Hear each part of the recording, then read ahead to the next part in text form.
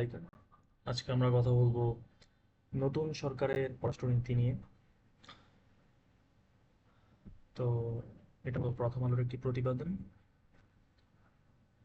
তো চলুন দেখা যাক এখানে কি বলা হচ্ছে আমাদের নতুন পররাষ্ট্রনীতি নিয়ে। নতুন সরকারের পররাষ্ট্রনীতির বার্তা। একটি নতুন সরকার ক্ষমতায় এলে তার প্রথম রাষ্ট্রীয় সফর সবসময় বিশেষ গুরুত্ব বহন করে। কারণ এই সফর শুধু সৌজন্য বিনিময়ের বিষয় নয়, এর মাধ্যমে আন্তর্জাতিক অঙ্গনে সরকারের অগ্রাধিকার, দৃষ্টিভঙ্গি এবং কূটনৈতিক বার্তা প্রকাশ পায়। অনেকেই ধারণা করেছিলেন নতুন সরকার হয়তো প্রথম সফরের জন্য ভারত, যুক্তরাষ্ট্র কিংবা চীনের মতো কোনো পরাশক্তিকে বেছে নেবে, কিন্তু সেই পথ অনুসরণ করা হয়নি। প্রথম গন্তব্য হিসেবে নির্বাচিত হয়েছে মালয়েশিয়া, এরপর রয়েছে চীন সফর। এই সফরসূচি বাংলাদেশ বাংলাদেশের নতুন সরকারের কূটনৈতিক চিন্তা ও অগ্রাধিকার সম্পর্কে একটি গুরুত্বপূর্ণ বার্তা দেয়। মালয়েশিয়াকে প্রথম সফরের গন্তব্য হিসেবে বেছে নেওয়ার পেছনে গুরুত্বপূর্ণ কয়েকটি গুরুত্বপূর্ণ কারণ রয়েছে। মালয়েশিয়া মুসলিম সংখ্যাগরিষ্ঠ একটি সফল রাষ্ট্র। স্বল্প সময়ের মধ্যে দেশটি কৃষিনির্ভর অর্থনীতি থেকে শিল্প ও প্রযুক্তি নির্ভর অর্থনীতিতে রূপান্তরিত হয়েছে। উন্নয়ন, দক্ষ জনশক্তি এবং অর্থনৈতিক পরিকল্পনার ক্ষেত্রে দেশটির অভিজ্ঞতা বাংলাদেশের জন্য মূল্যবান। বাংলাদেশের বিপুল সংখ্যক কর্মী মালয়েশিয়ায় কর্মরত। তাদের পাঠানো বৈদেশিক মুদ্রা দেশের অর্থনীতিতে গুরুত্বপূর্ণ অবদান রাখে। নতুন সরকারের জন্য শ্রমবাজার সম্প্রসারণ একটি বড় অগ্রাধিকার। তাই মালয়েশিয়ার সঙ্গে সম্পর্ক আরও শক্তিশালী করা অর্থনৈতিকভাবে গুরুত্বপূর্ণ। এখানে একটি প্রতীকী বার্তাও রয়েছে। মালয়েশিয়া কোনো বৈশ্বিক পরাশক্তি নয়, কিন্তু এটি একটি সফল মুসলিম রাষ্ট্র। প্রথম সফরে এমন একটি দেশকে বেছে নেওয়ার মাধ্যমে সরকার বোঝাতে চেয়েছে যে তাদের কূটনৈতিক অগ্রাধিকার শুধু ভূ-রাজনীতি নয়, বরং অর্থনীতি, উন্নয়ন এবং জনগণের কল্যাণ। মালয়েশিয়ার পরপরই চীন সফরের সিদ্ধান্ত গভীর তাৎপর্য বহন করে। বর্তমানে চীন বাংলাদেশের অন্যতম বৃহৎ বাণিজ্যিক অংশীদার। অবকাঠামো উন্নয়ন, বিদ্যুৎ, যোগাযোগ ও শিল্প খাতে চীনের ভূমিকা গুরুত্বপূর্ণ। উন্নয়ন প্রকল্প বাস্তবায়ন, প্রযুক্তি স্থানান্তর এবং বিনিয়োগ আকর্ষণের ক্ষেত্রে চীনের সঙ্গে সহযোগিতা বাংলাদেশের জন্য প্রয়োজনীয়। বৃহৎ অবকাঠামো বিনিয়োগ এবং গভীর বাণিজ্যিক সম্পর্কের উপর ভিত্তি করে বাংলাদেশ ও চীন একটি ব্যাপক কৌশলগত সহযোগিতামূলক অংশ অংশীদারি অংশীদারত্ব বজায় রাখে। চীন টানা 15 বছর ধরে বাংলাদেশের বৃহত্তম বাণিজ্যিক অংশীদার এবং দেশটির প্রত্যক্ষ বৈদেশিক বিনিয়োগ ও সামরিক সরঞ্জামের প্রধান উৎস হিসেবে কাজ করছে।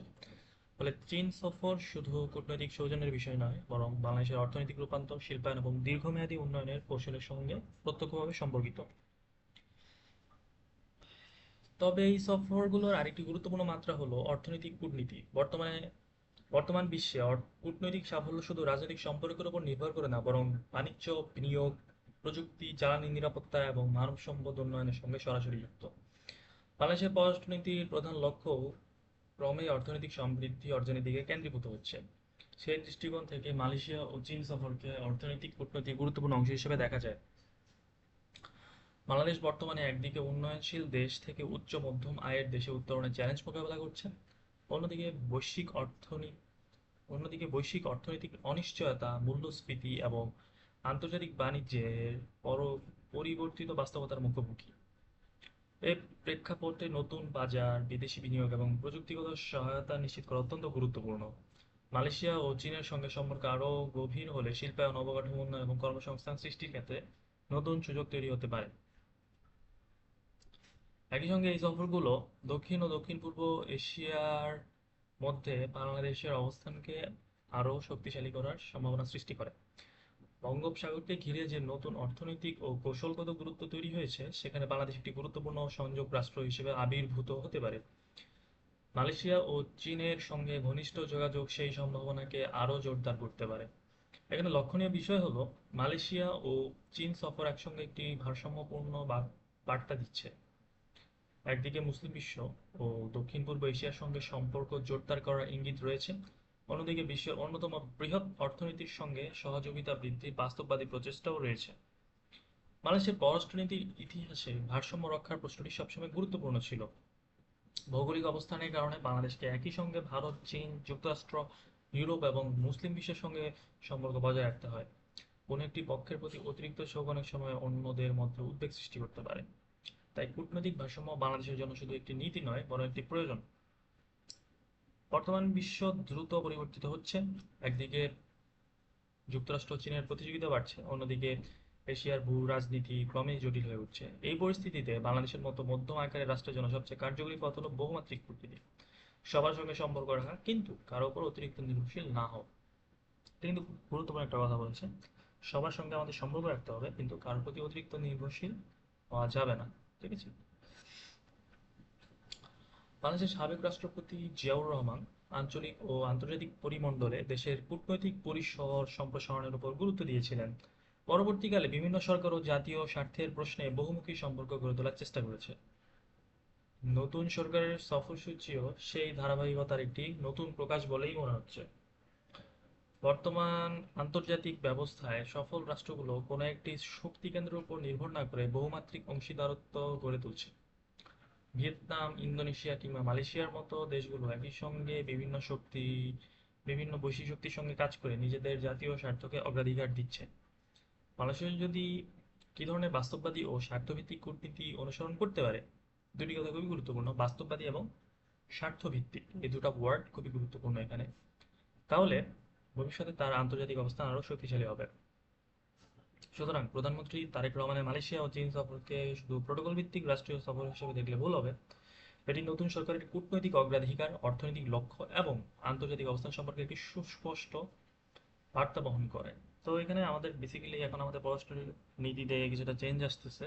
আহ, গত রেজিমে দেখা যাচ্ছিল যে আমরা ভারত কেন্দ্রিক একটা পররাষ্ট্র নীতি ছিল, ভারতের স্বার্থ আহ, কে অত্যন্ত গুরুত্বপূর্ণ বিবেচনা করা হতো লাস্ট যে পররাষ্ট্র নীতি আমাদের ছিল সেখানে।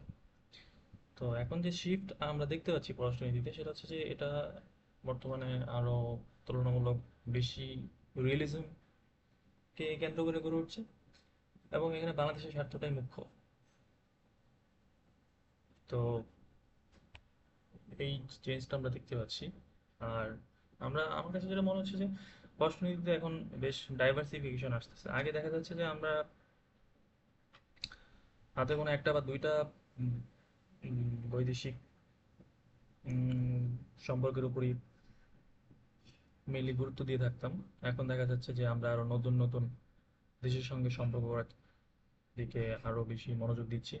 তো এটা অবশ্যই একটা পজিটিভ দিক, বিকজ আমাদের অবশ্যই alternative source of foreign powers এটা অনেক প্রয়োজন, যাতে করে আমাদের উপর কেউ ডমিনেন্স বিস্তার করতে না পারে। সো যত বেশি আমাদের বন্ধু হবে বৈশ্বিক মহলে, সেটা আমাদের জন্য ততটাই ইতিবাচক হবে বলে আমার বিশ্বাস।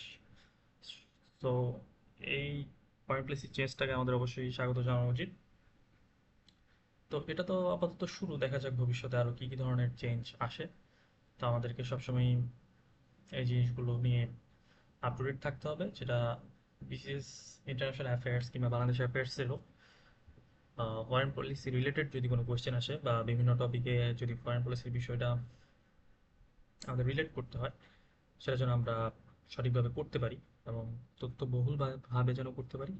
সে কারণে মূলত আমাদেরকে রেগুলার পত্রিকা ফলো করতে হবে, যাতে করে এই বিষয়গুলো সম্পর্কে আমরা আপডেট থাকতে পারি। তো এই ছিল আজকের আয়োজন। আশা করি গুরুত্বপূর্ণ কিছু ইনসাইটস পেয়েছেন। সো দেখা হবে নেক্সট কোনো ভিডিওতে।